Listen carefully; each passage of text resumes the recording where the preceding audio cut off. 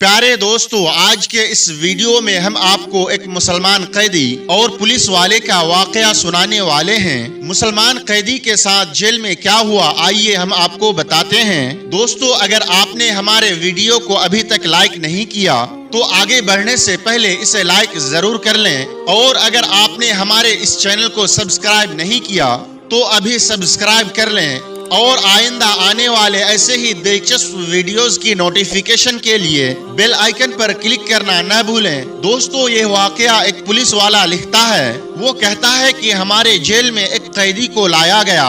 वो 25 या 26 साल का एक खूबसूरत नौजवान था, जिसे कत्ल के इल्जाम में 2-3 दिन पहले ही लाया गया था। उसके खिलाफ केस बहुत ज्यादा मजबूत था, इसलिए ऐसा लग रहा था कि जैसे 2-3 पेशियों के बाद ही इसे मौत की सजा सुना दी जाएगी। पुलिस वाला कहता है कि पहले ही दिन से मेरा लहजा उसके साथ काफी ज्यादा सख्त रहा, लेकिन हमेशा उसके जबान पर एक दिल जीत लेने वाली मुस्कुराहट होती थी, और वो हमेशा ही मुझे बड़ा समझते हुए अदब और नर्म लहजे से बात करता था। उस कैदी के बात करने के अंदाज से मुझ जैसा सख्त इंसान भी 2-3 दिन में ही उसके अच्छे अखलाक के सामने हार गया। पुलिस वाला आगे कहता है कि एक दिन वह नौजवान कैदी नमाज पढ़ रहा था और सलाम फेरने के बाद वह दुआ मांगने लगा। मैं उसे देखता ही रह गया, क्योंकि वो इस तरह से दुआ मांग रहा था, ऐसा लग रहा था कि जैसे वो जिससे दुआ मांग रहा है वो उसके सामने मौजूद हो। पुलिस वाला बताता है कि दुआ के बाद उसकी नजर मुझ पर पड़ी तो उसके होठों पर वही प्यारी सी मुस्कुराहट आ गई, और वह मुसल्ले से उठकर मेरे पास आ गया, और हर बार की तरह वह मुझसे मेरा हाल पूछा। आज मेरा लहजा उसके लिए काफी ज्यादा नर्म था। बातों के दौरान मैंने उससे पूछा कि क्या वाकई तुमने कत्ल जैसा जुर्म किया है, क्योंकि मुझे उसके अंदाज से नहीं लग रहा था कि वो कत्ल जैसा जुर्म भी कर सकता है।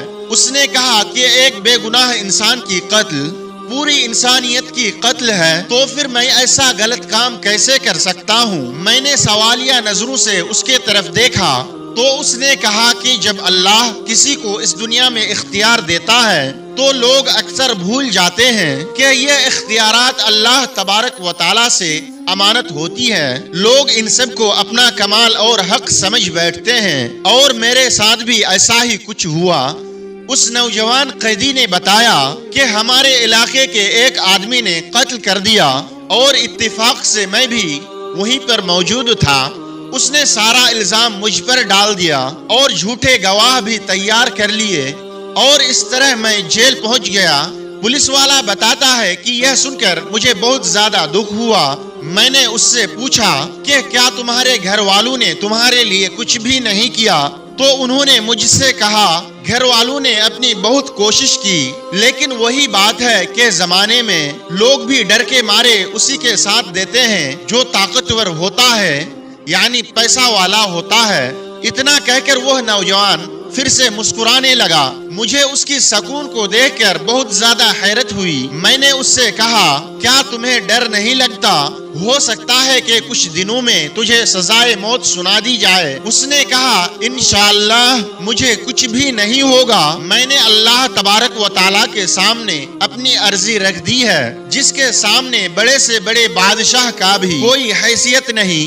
उसने कहा कि मैं अपने अल्लाह के बारे में बात कर रहा हूँ, सिर्फ उसे ही मेरे बेगुनाही का इल्म है, और वह मुझे कुछ भी नहीं होने देगा। उस नौजवान के हर लफ्ज से मोहब्बत टपक रही थी। मैंने उससे कहा, क्या तुम्हें यकीन है कि दुआ से काम हो जाएगा? अगर न हुआ तो उसने जवाब दिया, जब अल्लाह तबारक व तआला से कुछ भी मांगा जाता है तो फिर शक में नहीं पड़ते कि वह कबूल नहीं करेगा। बस सब कुछ अल्लाह तबारक व तआला पर छोड़कर बस इंतजार करते हैं। पुलिस वाला कहता है कि उसके लहजे में सिर्फ यकीन ही यकीन था। मैं बस उसके चेहरे को देखता रह गया कि इससे पहले अल्लाह तबारक व तआला की जात पर इतना ज्यादा यकीन शायद ही किसी में देखा हो। 3 दिन और गुजर गए। इसी दौरान उसके घर वाले उससे मिलने के लिए आए। वो अपने माँ बाप का इकलौता बेटा था। माँ का रो रो कर बुरा हाल था।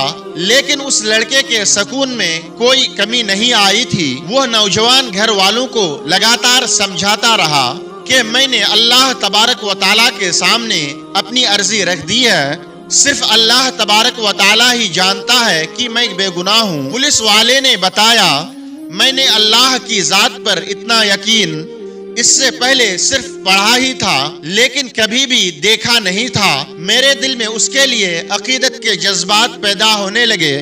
اللہ تبارک و تعالیٰ کی محبت ہوتی ہی ایسی ہے جو پتھر دل کو بھی پگھلا کر رکھ دیتی ہے۔ اس کے بعد جب اس کو عدالت میں پیش کرنا تھا تو اس سے ایک دن پہلے ایک عجیب و غریب واقعہ پیش آیا۔